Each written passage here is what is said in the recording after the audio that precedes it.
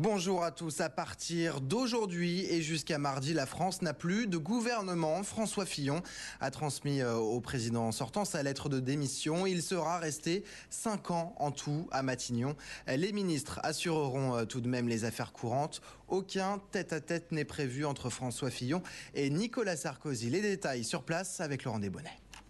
Démission un petit peu à l'image de François Fillon, dans la sobriété, voire la discrétion, puisque c'est un motard de la garde républicaine qui est venu apporter le pli ici au palais de l'Élysée pour notifier à Nicolas Sarkozy que François Fillon présente sa démission et celle du gouvernement. Il n'y aura pas de tête-à-tête entre les deux hommes, il n'y aura peut-être même pas, nous dit-on, de communiqué officiel de l'Élysée pour confirmer en quelque sorte cette démission. Les deux hommes se sont déjà vus, il est vrai, hier après-midi, hier midi même, à la fin du Conseil des ministres, et les équipes dans les ministères vont maintenant rester en place encore quelques jours pour gérer, expédier même les affaires courantes jusqu'à mardi prochain et la passation de pouvoir entre Nicolas Sarkozy et François Hollande. Et justement, lors de cette cérémonie d'investiture, le nom du nouveau Premier ministre sera dévoilé. En attendant, le Conseil constitutionnel a proclamé les résultats officiels de l'élection. 51,6% des suffrages pour François Hollande contre 48,4% pour Nicolas Sarkozy. Une étape obligatoire de cette phase de transition. Écoutez Jean-Louis Debré, le président du Conseil constitutionnel. Monsieur François Hollande, 18 668 suffrages, soit 51,6% des suffrages exprimés. Monsieur Nicolas Sarkozy, 16 860 685 suffrages, soit 48,4% des suffrages exprimés. En conséquence, le Conseil constitutionnel proclame Monsieur François Hollande, président de la République française. Le président élu commémorait ce matin l'abolition de l'esclavage, 164e anniversaire. C'était au Jardin du Luxembourg à Paris. Il a invité le pays et notamment l'outre-mer à se rassembler autour de nos mémoires. Écoutez-le. Je considère que même dans cette période où je suis le président élu, mais pas encore le président en fonction, je devais par ma présence marquer tout l'intérêt que je porte à cette manifestation, tout le sens que je lui accorde. À la fois ce travail de mémoire qui a été engagé, et cette reconnaissance de cette journée en tant que telle, du dîner, pour parler, transmettre, informer et évoquer.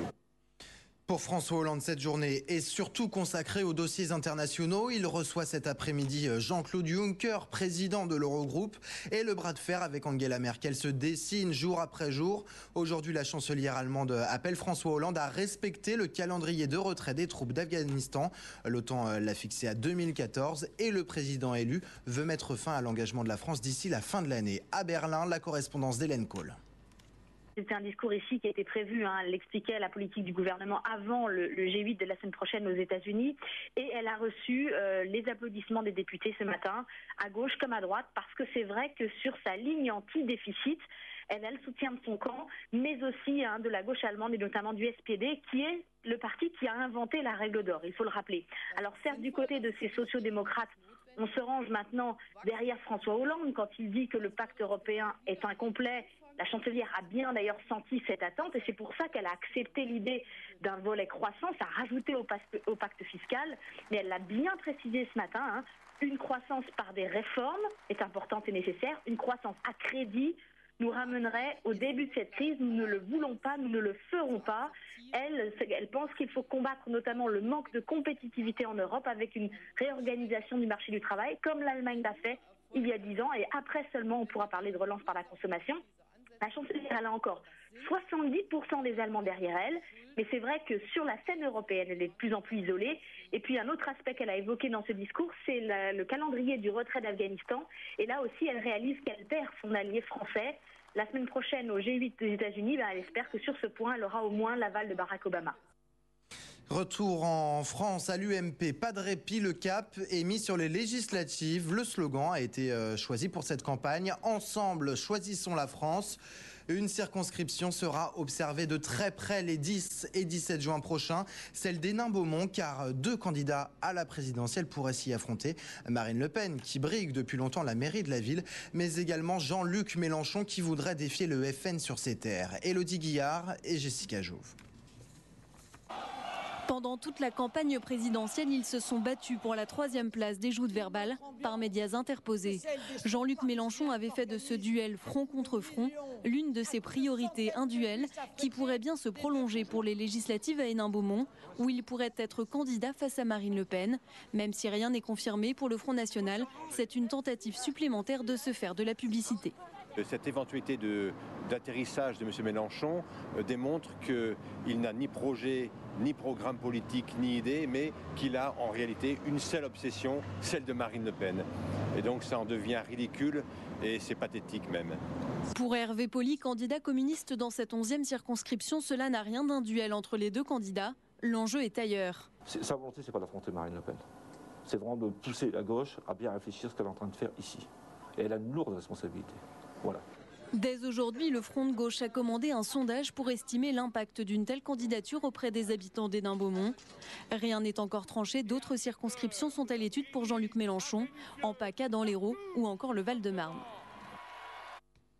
Et le futur ministre de l'Intérieur n'est même pas nommé, qu'il est déjà interpellé par les policiers.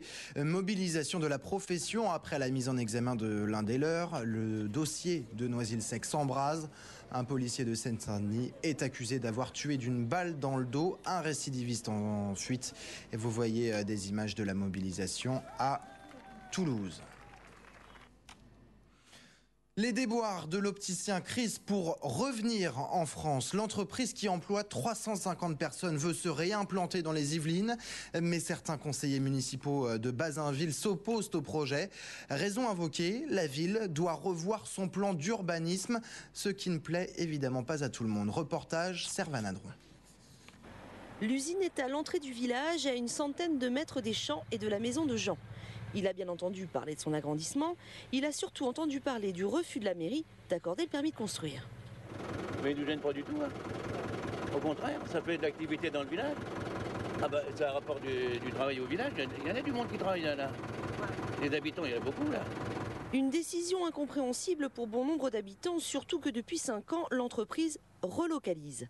Elle a investi 10 millions d'euros et emploie 350 salariés. Même pour nous, la Poste, c'est des clients. Hein.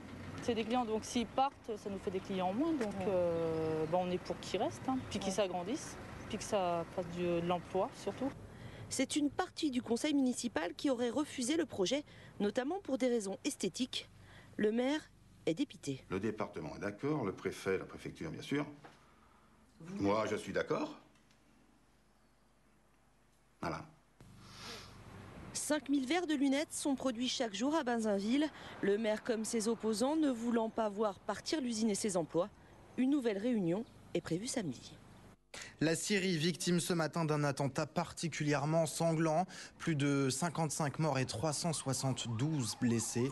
2 attaques ont été perpétrées à 1 minute d'intervalle et vous voyez ces voitures carbonisées. Les témoins font état de nombreux cadavres en pleine rue. L'opposition accuse le régime d'avoir perpétré ces attentats. Le chef des observateurs de l'ONU s'est rendu sur place. Et en Algérie, c'est le jour J pour se rendre aux urnes pour les élections législatives. Premier scrutin de l'après-printemps arabe. Abdelatif Bouteflika, le président, a bien mené plusieurs réformes qui n'ont pas emporté l'enthousiasme de la population. Les islamistes algériens sont persuadés qu'ils l'emporteront. Le taux de participation ce matin était en baisse à 10h. 4,11% de la population s'était déplacée, 2 points de moins qu'en 2007.